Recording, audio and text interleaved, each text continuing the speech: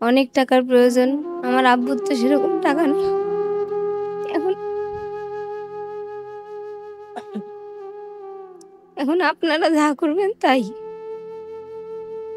আসসালামু আলাইকুম প্রিয় বন্ধুরা, আমি এই মুহূর্তে এমন একজন বাবার পাশে দাঁড়ায় আছি যিনি নিজেই বিভিন্ন রোগে আক্রান্ত হয়ে হুইল চেয়ারে বসে আছেন বেশ কয়েক বছর ধরে।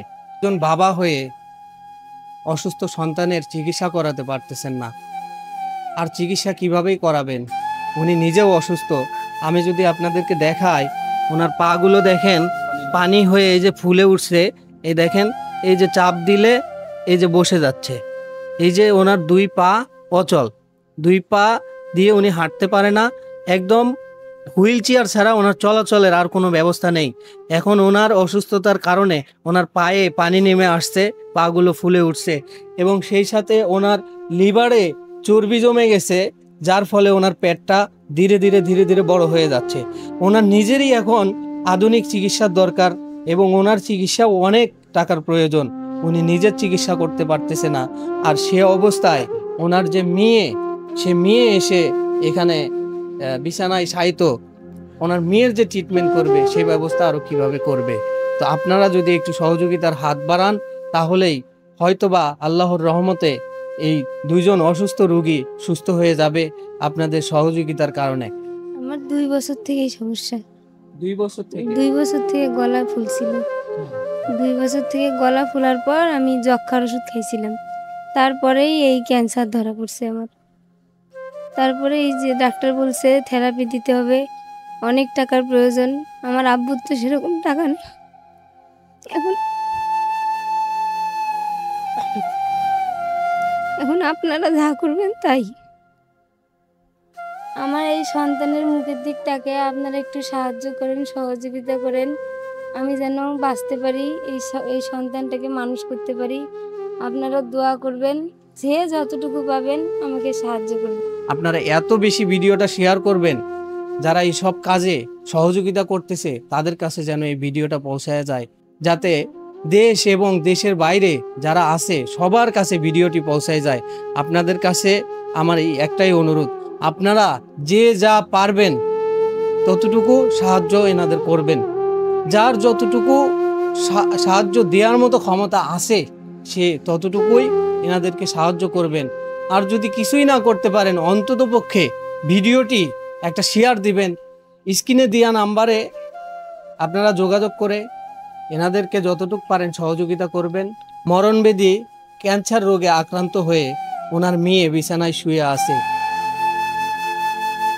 এই পরিবারটির বর্তমান এমন অবস্থা, তারা নিজেরা যে নিজেদের সংসার চালাবে সে পয়সাই তাদের কাছে নেই, তার উপরে আবার দুইজন অসুস্থ ব্যক্তি।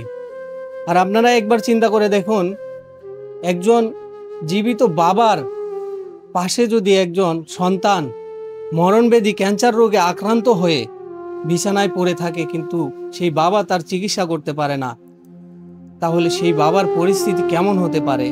আর সেই বাবার কাছে এটা কতটা একটা কষ্টের বিষয় হতে পারে, সেটা আপনারাই একবার চিন্তা করুন। ঠিক, আপনি অসুস্থ? আমি আজকে 11 বছর থেকে আমি স্ট্রোকে প্যারালাইসিসে পড়ে আছি। আমার বর্তমান এখন সংসারে উপার্জন করার মতো কেউ নেই। আমার খাওয়াইয়া হলো 8 জন, আমি নিজেই কর্ম করতে পারি না। আমি এখন উপরে আল্লাহ নিচে আপনারা যতটুক সাহায্য করবেন ওটুকের মধ্যে আমরা বেঁচে ডাল ভাত খেতে পারি। আমাদের এখানে আমি যে আমার মেয়েকে চিকিৎসা করাবো, আমার চিকিৎসা করার মতন আমার কোনো শক্তি নাই। আমি কিভাবে চিকিৎসা করাবো? আমার মতো আমি কি করব? আমার সামনে আমার মেয়ে একটা অসুস্থ হয়ে আছে, একটা আমার নাতি আছে 2 বছরকার। আমি কিভাবে ওদেরকে চিকিৎসা করাবো? আমি নিজে চলতে পারি না পরিবারকে নিয়ে, তার মধ্যে আমার নাতি, আমার মেয়ে, আমি কিভাবে ওদেরকে চিকিৎসা করবো? আপনারা যা পারেন আপনারা সাহায্যের হাত বাড়িয়ে দিন। আমরা এই টাকা দিয়ে যেন আল্লাহ আমার মেয়েকে আল্লাহ যেন সুস্থ করে, আপনাদের টাকার উপরে আপনারা যা পারেন যতটুকু পারেন আমার রিজিকে যা থাকবে তাই দিবেন, আর আপনাদের ভান্ডারে যা থাকবে তাই দিবেন। দয়া করে আপনারা ভিডিওটা বেশি বেশি শেয়ার করবেন।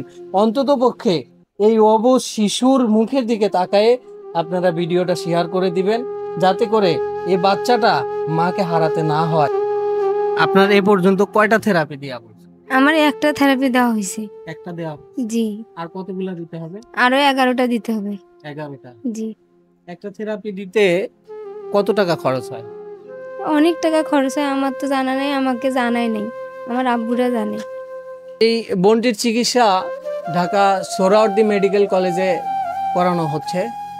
তো আপনারা চাইলে স্ক্রিনে দেওয়া নাম্বারে যোগাযোগ করে ওখানেও আপনারা সরাসরি গিয়ে তাদেরকে সহযোগিতা করতে পারবেন। বর্তমান ওনাদের সংসার বিভিন্ন আত্মীয় স্বজনের দেয়া সহযোগিতা দিয়ে চলতেছে।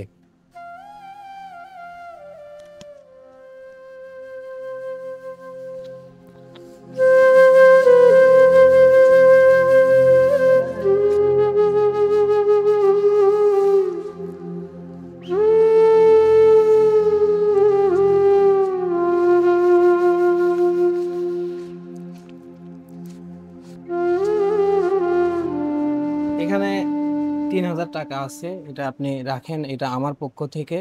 এটা দিয়ে আপনি আপাতত যতটুকু পারেন ওষুধ কিনবেন। খাদিজা আমাকে 3000 টাকা দিল ওষুধপাতি খেতে, অথবা ফলমূল বাজার করে খেতে 3000 টাকা দিল। আল্লাহ যেন ওনাকে ভালো রাখে, সুস্থ রাখে, আমি দোয়া করি। আর আপনারা দোয়া করবেন আমার মেয়ের জন্য।